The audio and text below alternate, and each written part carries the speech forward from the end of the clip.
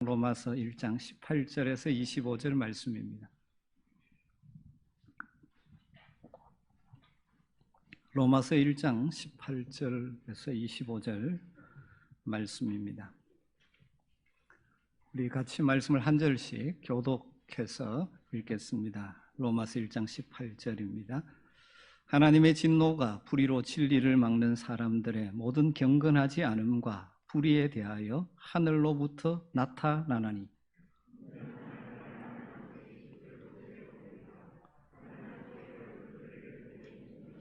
창세로부터 그의 보이지 아니하는 것들 곧 그의 영원하신 능력과 신성이 그가 만드신 만물에 분명히 보여 알려졌나니 그러므로 그들이 핑계하지 못할지니라.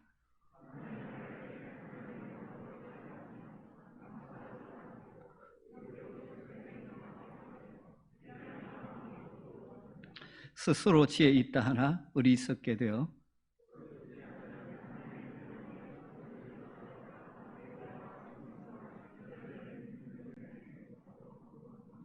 그러므로 하나님께서 그들을 마음의 정욕대로 더러움에 내버려 두사 그들의 몸을 서로 욕되게 하게 하셨으니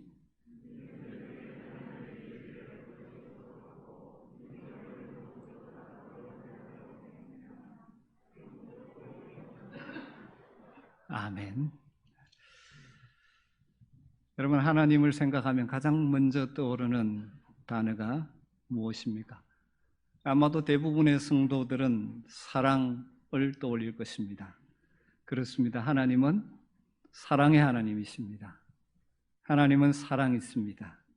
하나님은 우리를 사랑하십니다. 우리는 하나님의 사랑을 알아야 하죠. 하나님의 사랑의 높이, 깊이, 길이, 넓이를 알아야 합니다.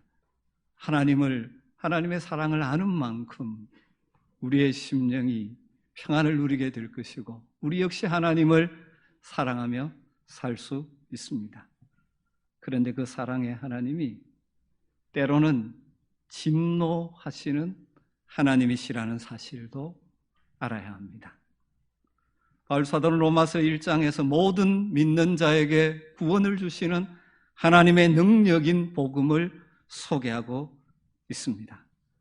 그 복음을 구체적으로 설명해가는 본론을 시작하는 오늘 18절의 첫 마디가 하나님의 진노가 나타나고 있다, 이렇게 선언하고 있는 것입니다. 우리말 번역에는 어순을 따라 하나님의 진노가 그리고 쭉 나오고 마지막에 나타나나니 이렇게 되어 있지만 원래 기록된 신약 성경 헬라 성경의 어순 기록 그대로 보면 나타나고 있다, 현재 나타나고 있다. 진노가 하나님의 이렇게 순서가 되어져 있습니다.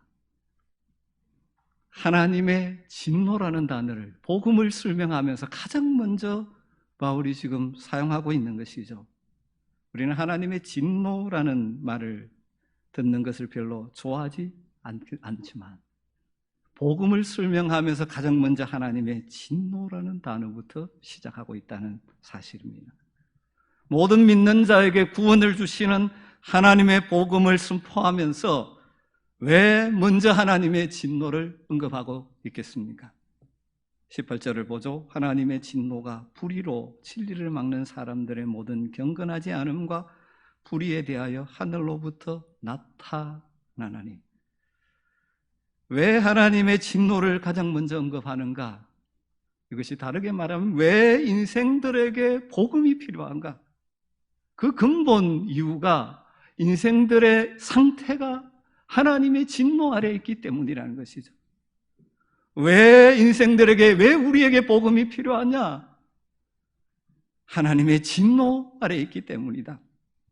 사람이 복음을 깨닫고 믿고 받고 구원 얻으려면 먼저 자신이 어떤 처지에 있는지, 자기의 존재, 자기가 어떤 존재인지를, 상황인지를 바로 알아야 됩니다.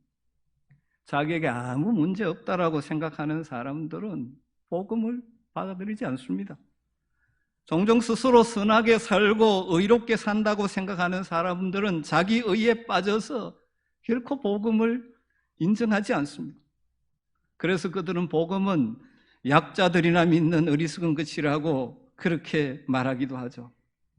그것은 바로 범죄한 인간의 실상, 그래서 하나님의 진노 아래에 있다는 사실을 알지 못하는 데서 나오는 이 말입니다.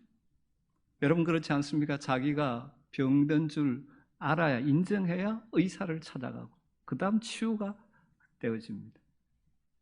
자기가 병들었다는 것을 인정하지 않으면, 물론 육체적인 병은 드러나니까 쉽게 인정하는데, 제가 보면서 요즘 정서적인, 정신적인 문제가 있는 분들은 분명히 가서 치료를 해야 되는데 인정하지 않기 때문에 의사에게 가지 않고 치료받지 못하고 살아갑니다. 고통 중에 살아갑니다.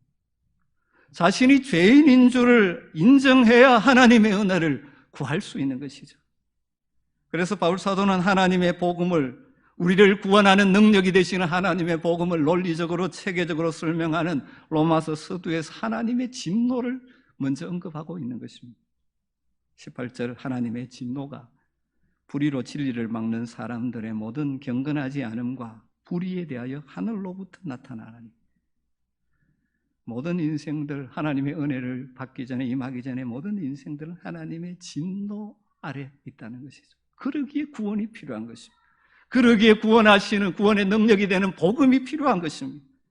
바울 사도는 복음에 대한 확신과 기쁨과 열정을 가지고 그가 사는 것은 너나 할 것 없이 복음을 떠나서는 하나님의 진노 아래 있다가 하나님의 진노의 심판으로 끝날 인생임을 알았기 때문이죠.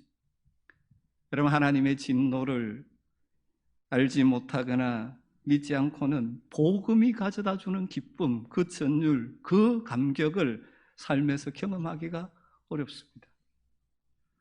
오늘 말씀에서 성경은 하나님의 확고하고 공평하고 의로운 진노가 지금 현재 실존하고 있다라고 말합니다. 하나님의 진노가 나타나나니, 현재 나타나서 있다는 것입니다. 하나님 진노가 장차 나타날 것이다를 말하는 것이 아니라 지금 여기에 나타나고 있다라고 말하고 있습니다. 이 하나님의 진노의 성격은 로마서 다음 부분을 다룰 때 이 말씀을 따라서 또 설명을 드리겠습니다. 몇 년 전에 반기독교 시민운동연합이라는 곳에서 버스에 무신론 광고를 붙인 적이 있습니다. 뭐라고 붙였느냐 하면, 나는 자신의 창조물을 심판한다는 신을 상상할 수 없다, 이렇게 붙였습니다. 인간의 죄에 대해서 진노하시고 심판하시는 창조주를 이해할 수 없다라는 것입니다. 흔히 이렇게 질문을 던지죠. 하나님의 이 복음을 제대로 알지 못하는 사람들이 사랑의 하나님이라고 하면서 왜 사람들에게 진노하는가? 여러분, 다시 한번 생각해 보십시오. 과연 죄에 대하여 진노하지 않은 신이 진짜 신입니까? 죄를 그저 눈 감아주는 것이 사랑입니까? 하나님의 진노가 왜 인생들 가운데 나타납니까? 죄를 조금도 용납하지 못하시는 하나님의 거룩한 성품에서 나오는 죄에 대한 반응이 진노죠. 즉, 죄에 대한 하나님의 거룩한 반응, 그것이 진노인 것입니다. 우리 하나님은 거룩하신 분이십니다. 하나님의 거룩은 죄를 용납하지 않으십니다. 그래서 죄에 대해서 진노하시는 것이죠. 또 한편 하나님의 진노는 하나님의 사랑의 또 다른 면이라는 사실이죠. 칼 브라이트라는 신학자는 하나님의 사랑이 그의 진노 속에서 구체화된다라는 유명한 말을 남겼습니다. 에밀 브루너라는 사람도 이것을 이렇게 표현했습니다. 하나님에 대하여 하나님한테 등을 돌린 사람을 향한 하나님의 진노가 곧 사랑이라고 말했습니다. 하나님의 진노는 하나님의 거룩하심과 사랑의 또 다른 측면이라는 것이죠. 여러분 생각해 보십시오. 사람이 자기 앞에서 아무리 악한 짓을 해도 무감각하고 반응이 없는 분이라면 그분을 우리가 하나님이라고 부를 수 있겠습니까? 죄인을 놓고도 심판할 생각을 하지 않으시고 먼 산 쳐다보고 계시는 분을 우리가 하나님이라고 경배할 수 있겠습니까? 좀 더 실제적으로 구체적인 예를 들어 말씀드리면, 아이를 학대하고 여학생을 성추행하는 사람을 보고도 화를 내지 않는 것이 진정한 사랑입니까? 그것은 정의롭지 못한 것이죠. 어떤 아버지가 자기 자녀가 거짓말하고 도둑질하고 약한 아이를 괴롭히는 깡패짓을 하는데도 전혀 화를 내지 않는다면 그가 좋은 아버지라고 할 수 있습니까? 어떤 아내가 자기 남편이 다른 여자와 간음을 저질렀음에도 분노하지 않는다면 그 남편을 사랑한다고 말할 수 있습니까? 진정한 사랑 안에는 진실과 정의가 들어 있습니다. 따라서 세상의 온갖 더러운 죄, 간음, 배신, 살인, 속임수 이런 것들을 본다면 당연히 화를 내는 것이 마땅하죠. 이 세상의 악을 보고도 진노하지 않는 하나님이시라면 그는 결코 공의로우신 분일 수 없고 사랑이 많은 분이실 수 없는 것입니다. 성경은 하나님의 진노가 하늘로부터 나타나고 있다라고 말합니다. 하나님께서 인간의 죄에 대하여 진노하고 계신다라고 선언하고 있습니다. 그렇다면 하나님이 진노하시는 가장 근본적인 이유가 무엇입니까? 오늘 말씀에서 두 가지로 말씀하고 있습니다.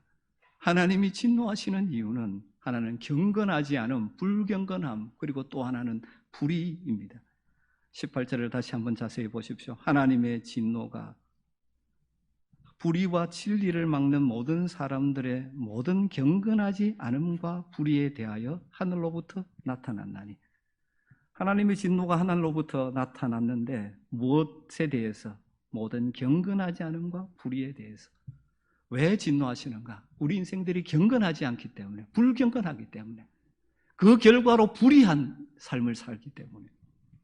이 불경건함, 경건하지 않다는 것은 기본적으로 인간이 자신을 창조하신 하나님을 인정하지 않고 거부하고 무시하고 숨기지 않는 것이 불경건함이고, 불의는 그 결과 나타나는 다양한 악한 행동들을 불의라고 하는 것이죠. 이 순서가 불경건함, 경건하지 않음이 먼저 나오고 그 다음 불의가 나오는 것이죠. 불경건함 때문에 온갖 종류의 불의가 나오는 것입니다. 그렇다면 성경이 인간의 어떤 모습을 보고 어떤 측면을 보고 경건하지 않다고 말합니다. 무엇이 경건하지 않은 불경건함이겠습니까? 첫 번째로 하나님의 존재를 알면서도 없는 것처럼 모르는 것처럼 하나님을 무시하는 것이 불경건입니다. 하나님을 무시하는 것. 이게 불경건이죠. 영어로 ungodly죠. 갓이 부정되는 것이 불경건입니다. 하나님을 부정하고 하나님을 무시하고 하나님을 대적하는 것이 경건하지 않은 불경건이죠. 이것이 하나님의 진노를 불러오는 불경건입니다. 이것에 대해서 21절 이하에 이렇게 구체적으로 쭉 말씀해 가는데, 하나님을 알되 하나님을 영화롭게도 하지 아니하며, 이렇게 말합니다. 사실 인간은 하나님이 계신다는 사실을 알 수 있습니다. 그래서 나쁜 짓 하면 무의식 중에 벌을 받는다고 말하기도 하고, 위기에 몰리고 위태로워지면 하나님 살려주세요 이렇게 튀어나오죠. 19절에 이것을 이렇게 표현합니다. 이는 하나님을 알만한 것이 그들의 속에 보임이라. 우리 인간 속에 하나님을 알만한 요소가 있다는 것이죠. 특별히 인간은 양심으로 분명히 하나님이 계심을 인식하는 존재이죠.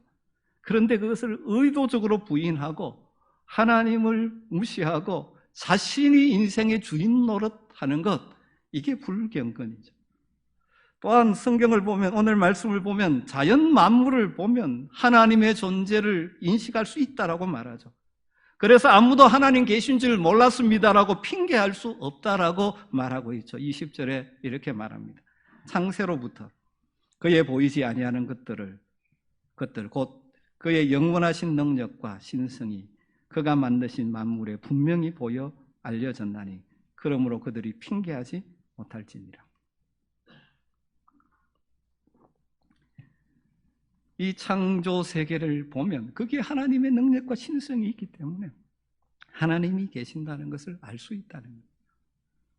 이동원 목사님의 설교집에 보면 이런 이야기가 있습니다.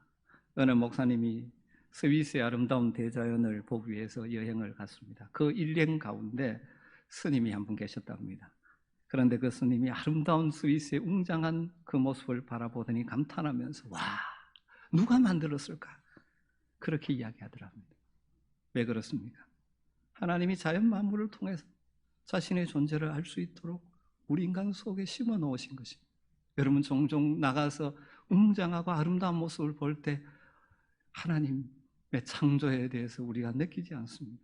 그래서 사람들은 자연의 그 웅장한 모습을 보면서, 예를 들면 럭키 산맥의 그 웅장한 모습, 아니면 빅토리아 폭포나 이가수 폭포나 그런 것들의 위용을 보면서, 알프스의 자연의 장엄함을 보면서 그것을 지으신 분을 생각하게 되어 있는 것이죠.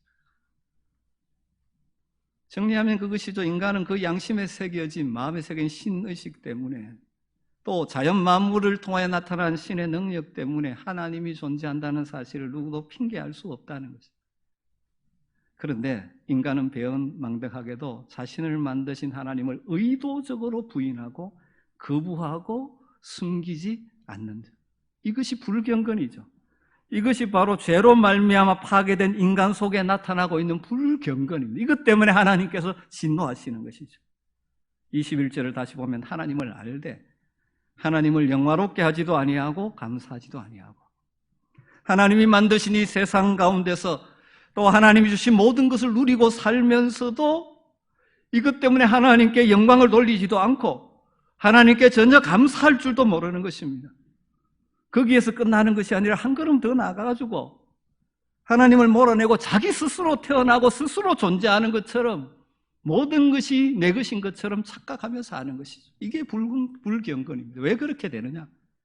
21절 하반절부터 보면 오히려 그 생각이 허망하여지고 미련한 마음이 어두워졌나니 스스로 지혜 있다 하나 어리석게 되어 생각이 허망해졌어요. 마음이 미련해져서 어두워졌습니다. 스스로 지혜 있다고 말하는데 실제로는 어리석게 되어서 이렇게 되었다는 것이죠. 여러분, 하나님께서 창조하시고 또 하나님이 이 세상 구멍 우리를 지으시고 우리에게 사용하라고 주신 모든 것들을 사용하며 살면서 감사하지 않는 것도 문제지만, 더 문제는 이건 원래 내 거다, 자신이 주인 행세하고 있다는 것입니다. 이것이 이 시대의 불경건이죠. 바로 타락한 인간들이 지금 그렇게 하고 있지 않습니까?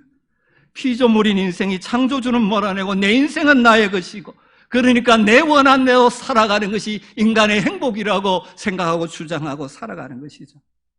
마치 자신이 우주의 중심인 것처럼 착각하고 만물이 원래 자신을 위하여 존재하는 것처럼 착각하는 것입니다. 그러면서 많은 이 세상의 인본주의적인 가치관에 따르면 그렇게 사는 것이, 자기가 중심이 되어 사는 것이 인간답게 사는 것이고 지혜롭게 사는 것이라고 말하는 것이죠. 왜 그렇습니까? 그들의 생각이 허망하여져서 삐뚤어졌기 때문에, 마음이 어두워져서 볼 것을 보지 못하기 때문입니다. 사실 어리석은 존재인데 스스로 지혜 있다고 착각하기 때문에 그렇습니다. 이런 현상을 어떤 분은 음악에 비유해서 이렇게 설명을 한 것을 본 적이 있습니다. 여러분, 어떤 노래를 들으면 너무 아름답다, 감동적이다, 그래서 그걸 들으면서 어떤 사람 눈물을 흘리기도 하고 그러지 않습니까? 그 음악을 들으면서 이 노래를 만든 사람 참 고맙다, 뭐 이렇게 감사하는 마음이라도 있었는데 그것도 하지 않고, 요즘 같으면 뭐죠? 그 저작권도 무시하고 무단으로 즐겨 듣다가 그것까지는 그렇다고 괜찮다 할 수 있는데 어느 날 갑자기 선언합니다. 이 음악은 내가 작곡했다, 내 것이다, 그러고 나서는 겁니다. 그와 같다는 것입니다. 하나님께서 이 모든 세계를 창조하시고 우리를 창조하시고 우리를 가지고 우리로 하여금 사용하고 누리게 하셨는데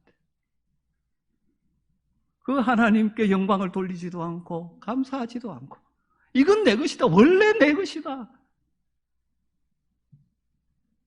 내 삶에서 하나님의 존재를 무시해버리고 내가 중심이 되어 살아가는 것, 이게 바로 불경건한 삶이라는 거죠. 그런데 두 번째로 이 하나님의 존재를 무시하는 불경건함은 뭐로 나가게 되어 있냐면 다른 우상을 만들게 돼요. 그리고 그 우상을 숨기는 불경건함으로 발전하게 되는 것입니다. 그래서 23절에 이렇게 말합니다. 썩어지지 아니하는 하나님의 영광을 썩어질 사람과 새와 짐승과 기어다니는 동물 모양의 우상으로 바꾸었느니라. 결국 살아계신 하나님을 자신이 만든 왜곡된 신으로 바꾸어버리는 것입니다. 하나님을 무시하는 자들은 다른 신을 만들어 숨기게 되어 있다는 것입니다. 연약한 인간은 본질적으로 누군가 무엇인가를 의지하지 않으면 불안합니다. 인간은 자신의 불안과 공포를 잠재워줄 누군가 무엇인가가 필요하죠. 그래서 이렇게 하나님의 형상을 우상으로 왜곡시켜 버림으로 그것을 통하여 자신의 필요를 채워주고 부담은 주지 않는 존재로 우상, 신을 만드는 것입니다. 인간이 굳이 하나님을 부정해버리는 이유가 무엇이겠습니까? 그 하나님은 거룩하시고 공의로우시고 순결하시기에 우리 인생들에게 하나님의 법도로 살기를 요구하십니다. 그러니 자기 마음대로 살고 싶은 인간으로서 하나님의 존재는 늘 껄끄러운 것입니다. 부담스러운 것입니다.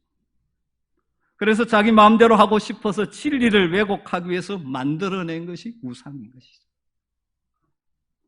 25절은 이렇게 말합니다. 이는 그들이 하나님의 진리를 거짓 것으로 바꾸어 피조물을 조물주보다 더 경배하고 숨깁니다. 인생이 자기 욕망대로 살고 싶어서 하나님을 몰아내고 하나님의 형상을 더럽고 추한 짐승의 형상으로 만들어 놓는 것이죠. 그런 신은 어떤 신입니까? 복채만 두둑하게 주면 자기가 어떻게 살든 상관없이 눈 감아주고 자기의 필요를 채워주는 신이죠. 그것이 우상인 것이죠. 우상 숭배는 윤리성이 존재하지 않습니다. 사실 이 온 세상에 바로 이런 우상들로 가득 차 있지 않습니까? 가까운 이웃나라 일본만 가봐도 신이 수만 개가 되죠. 그 무슨 신인가 물어보면 그 신마다 어떤 상황에서 그들의 요구를 들어주는 신이 있습니다. 이 상황에는 이 신, 이 상황에는 이 신.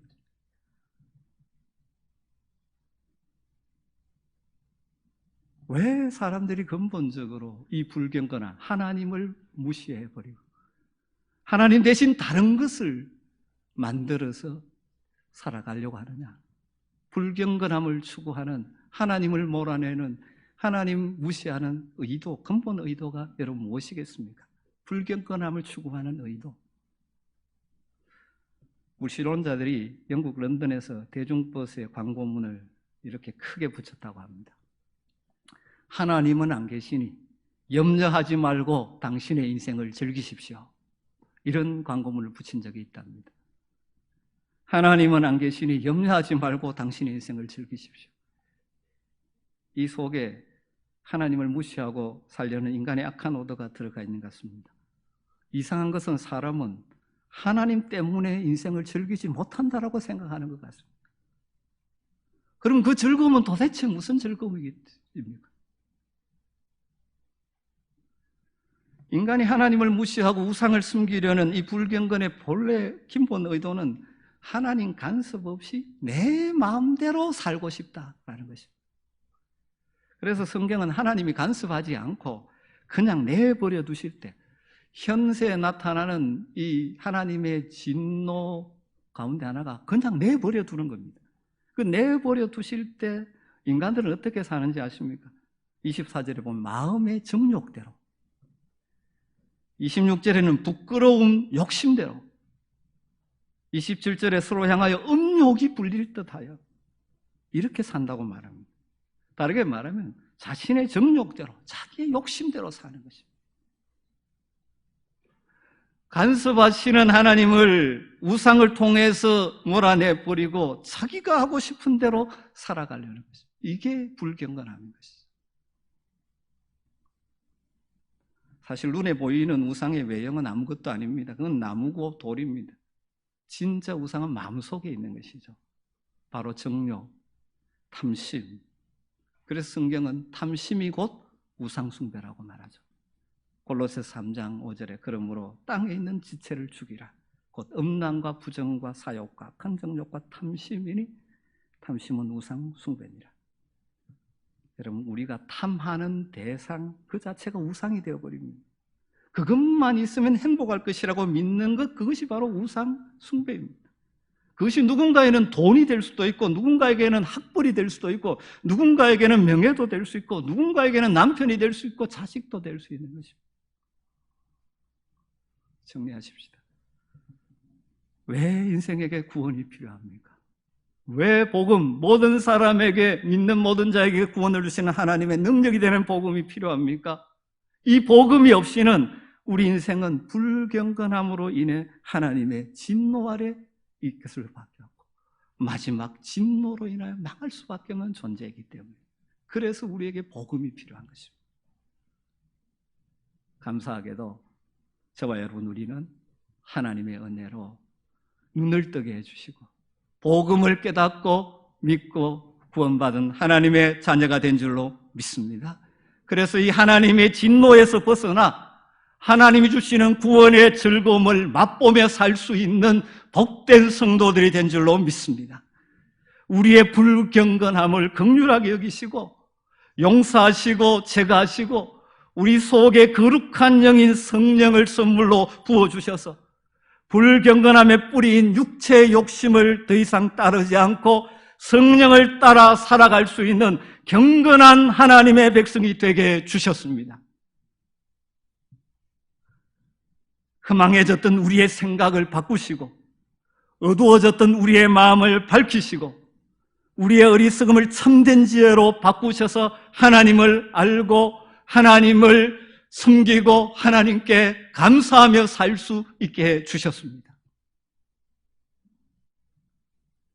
전에는 하나님의 진노 아래 있던 존재였지만 복음을 통하여 진노로부터 벗어나고 그리고 그 진노의 원인이 되는 불경건함, 그 뿌리가 되는 육체의 욕망을 따르는 우리들을 이제 성령을 따라 살아가는 경건한 하나님의 백성이 되게 주신 것이죠.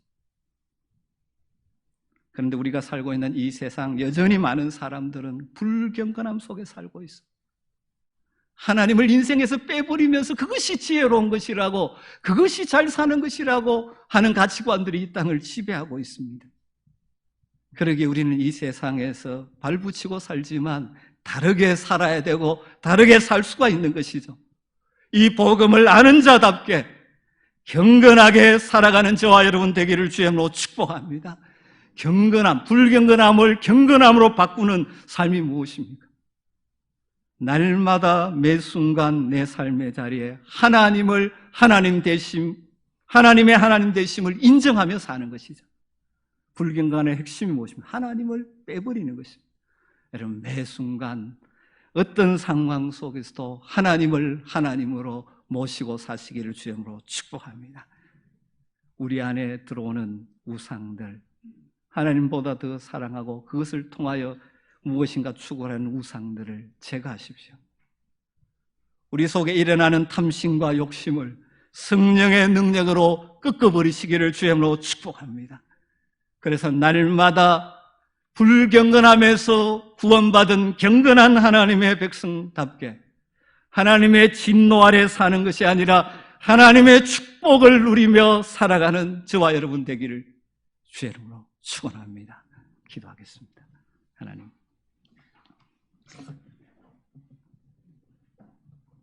하나님의 은혜가 없었다면, 우리 주님이 아니었다면 불경건함으로 진노 아래 살 수밖에 없는 우리를,